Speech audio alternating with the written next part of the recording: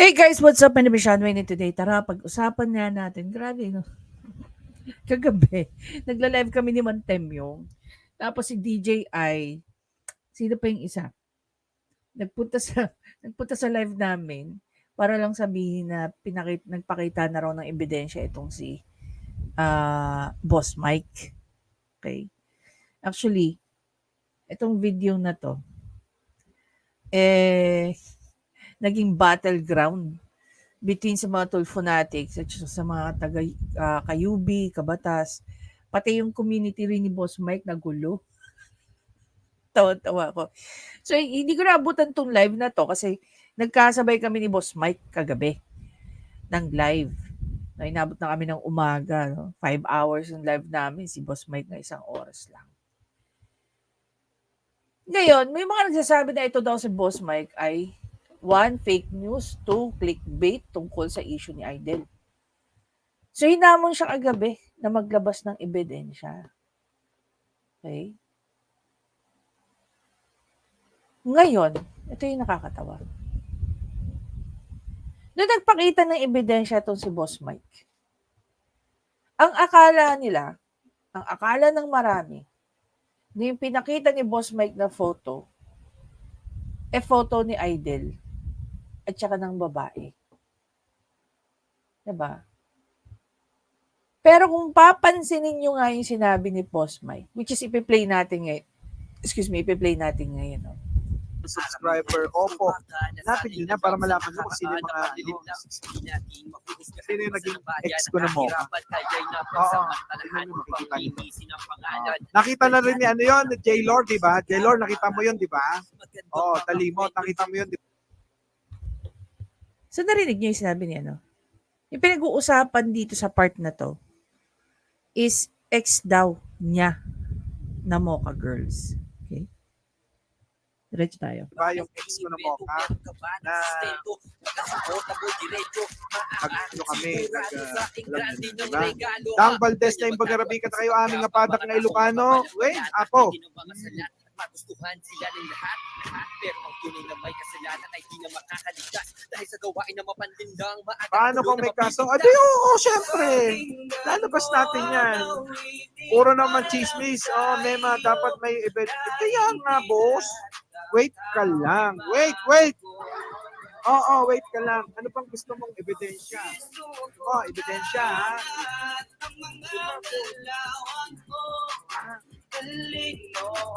Gusto niyo na ebidensya? Sagot! Press 1! Sa ayaw, press 2! Hinahamol ako dito. Dali! Gusto niyo ebidensya? Video! Naloko na. Baby, sorry Oo, sorry talaga. Ito na. Okay lang, matami ka. Okay lang po siguro. Matama.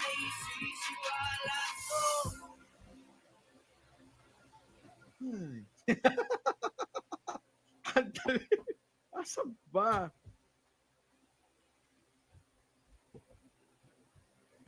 Ito na! Hanap kayo ng resibo, naghahanap kayo ng ebidensya. Ay, sabi dito, wag mong pansinin yan. Talaga? Oo, wag na nga. Sabi dito, Densabel TV, Mama Mike, tulog ka na bukas lang. Oo nga, di ba? Tigan nyo maigi, ha? Bang! Yan, nakikita nyo?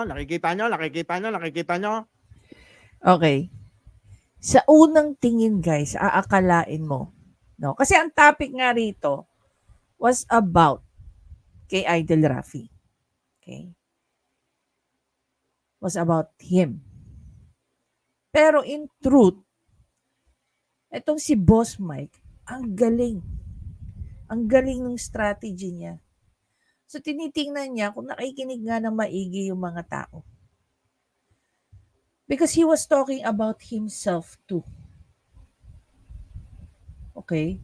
So, ang pinipick up lang ng mga tao all throughout na ang pinag-uusapan is si Idol. Hindi po. Kaya nung pinakita to ni Boss Mike, ang akala nila, itong lalaking to, si Idol. 'Di ba? So, naglabas siya ng bagong naglabas siya ng, halika palakihin natin.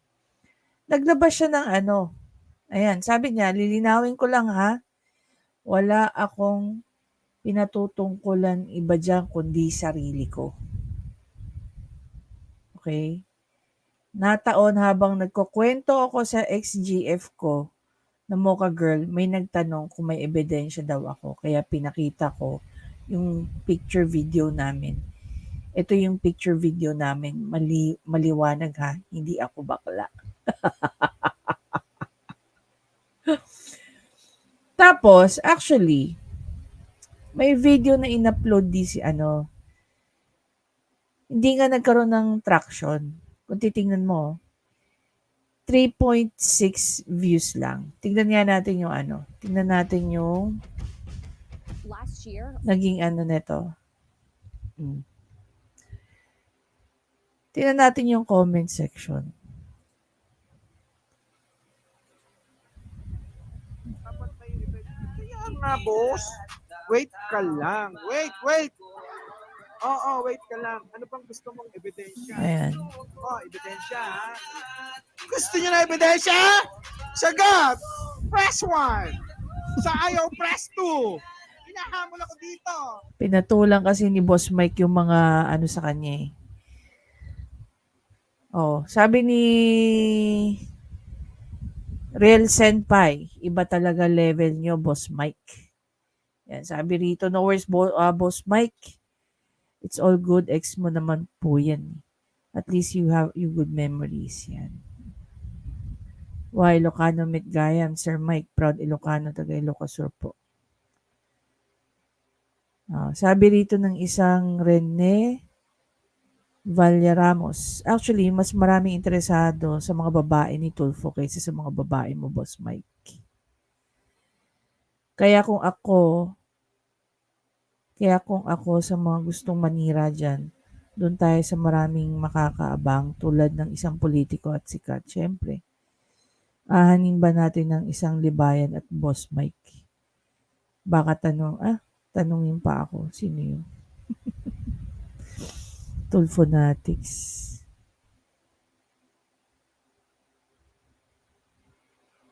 May Teka, mag-akusa ka ng issue sa isang issue at ang pasasagutin mo, inaakusahan mo. Iba dapat ebidensya, si Libayan na, si Tulfo yun. First of all, attorney siya. Eto lang, lilinawin ko rin lang din, Wala pong inaakusahan, sa pagkakaalam ko, wala pong inaakusahan si Attorney Libayan tungkol hindi inaakusahan ni Attorney Libayan si Tulfo. Diba? Panoorin niyo yung video ni Attorney Libayan. And it's some people might find it very ironic na mayroon dalawang purpose si Attorney Libayan kung bakit niya gusto makausap yung mga tao. Okay, number one, again, gaya na sinabi ko, you might find it ironic. Kasi, syempre, hindi porkit about kay Raffy Tulfo, sunggab siya ng sunggab. Hindi po yun ganun. Kung ito ay matinding paninira kay Raffy Tulfo at walang katotohanan, hindi rin syempre magpapagamit si Attorney Libayan sa mga ganyang bagay. Marami po kaming nagmamalasakit kay Attorney Libayan. And we're asking him na, to move with cautious. No? Pag-iisipan na maigi, hindi basta-basta. Hindi namin alam entirely kung ano yung issue, kung bakit siya gustong kausapin or what. It's just that kami, bilang may malasakit kami pagmamahal kay Attorney Libayan, we are reminding him na wag basta-basta. No? And I'm very sure naman alam ni Attorney Libayan yan. Hindi naman yan, ano tawag dito. Hindi niya yan entertainin. Imagine niyo, no? Matagal na raw naghahanap ng paraan para makontak si Attorney Libayan. At the same time, yung nangyayari sa kanila, marami na ring mga tao ang nakakalam at matagal nang nangyayari yun. Gaya nga na napag-usapan namin ni Mang Tem yung kagabi during our live. Of all people, kaya nga nagiging skeptic ang mga tao Of all people, bakit si Attorney Libayan? Ang dami naman pwedeng maging abogado. Diba? Pero hindi talaga sila tumigil hanggat hindi sila nakahanap ng paraan para maka-reach out sila kay Attorney Libayan. And sabi nga ni Attorney Libayan, maraming taong pinagdaanan even before these people was able to reach him. Makikita mo, ganun sila katyaga ganun sila ka-persistent na makausap si Attorney Libayan. And we don't know why. Sabi rito ng isang ikaw na ang bagong idol. Yun. Good job, Mike, nabait mo mga kabatas mo. More kaso to come. Ano daw? Good job, Mike. Na-bait mo ang mga kabatas, more kaso to come. Huh?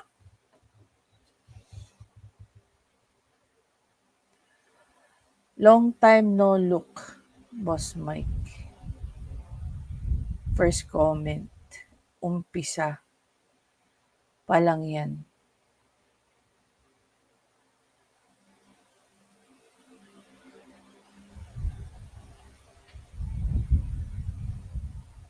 Sabi dito, idol mo ba si Idol Boss Mike? Ang galing, daming fake news. Akala nila yung taong gusto nilang pabagsakin. Sana i-content mo yung Safe Space Act. Na-dismiss ay yung hindi bias. Ha? Alam mo, Boss Mike, dami na tumatambay sa Tulfonatics.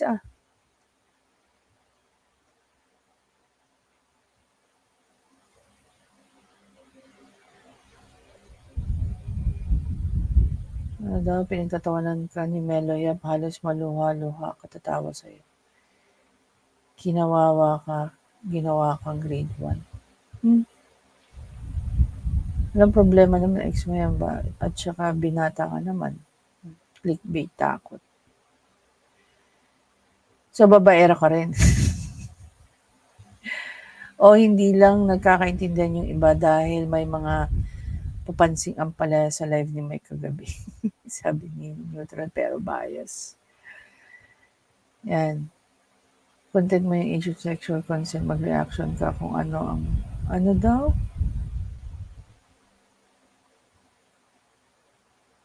Ano pinagsasabi ng mga to? Kala nila Attorney Libayan si Tulfo yan. Baka yung mga tauhan niya lang. Alam mo, to cut the story short, no? Kung pinapakinggan nyo ng maigi yung live ni Boss Mike, balik tayo.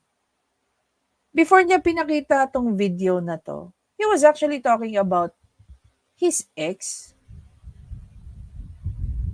Diba? So, sobrang mixed up. Alam niyo ba? Ayan, gaya ng sinabi na nag-comment. Everybody was busy attacking each other dun sa comment section ni Boss Mike.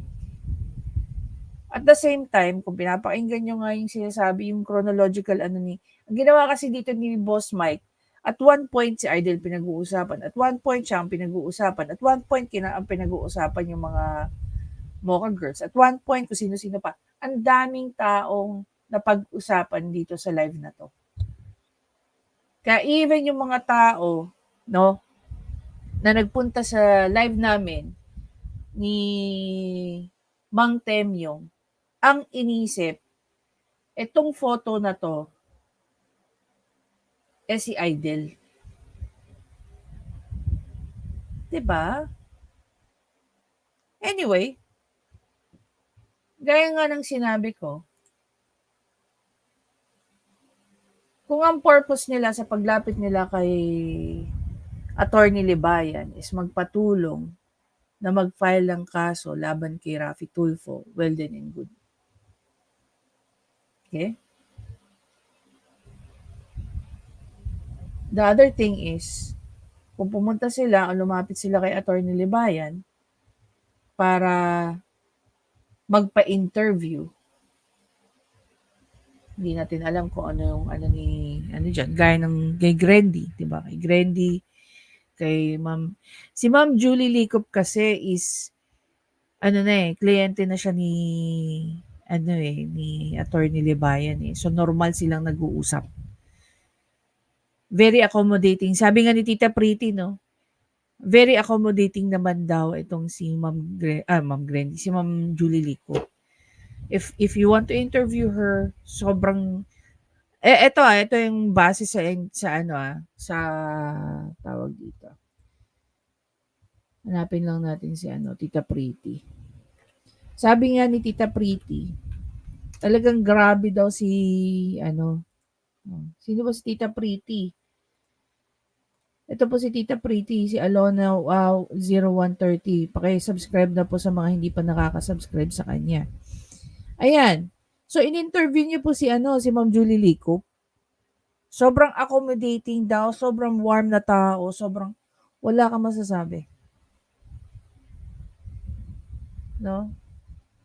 Wala ka raw masasabi sa taong to. Grabing, siya. Grabing umaturga. Tawag doon, mag-asikaso ng bisita. Anyway, so yun nga, for now guys, no, kalma tayo. Hangga't hindi pa nakakausap ni Attorney Libayan itong mga sinasabing tawag dyan, mga dating staff ni Idol,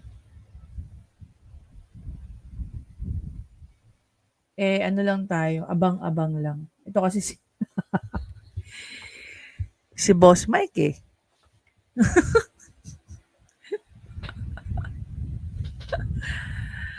Ngayon ikaw ito yung sinasabi ng mga ng mga kabatas kay Boss Mike na mag-iingat. Mag-iingat. Binigyan naman ng fair warning si Boss Mike ng mga kabatas, no?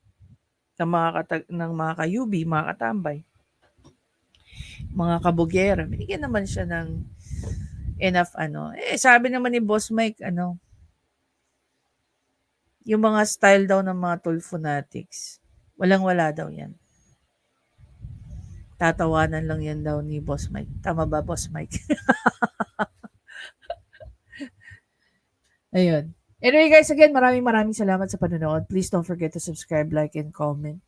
I-share nyo na rin yung thoughts nyo. Si Boss Mike ba ay nag-fake news, clickbait tungkol sa issue ni Idol para yung mga tao panoorin siya? Paasa ba siya sa ebidensya? O madali ka lang naniwala? Napaniwala ka ni Boss Mike na yung picture na pinakita niya si Idol. Diba?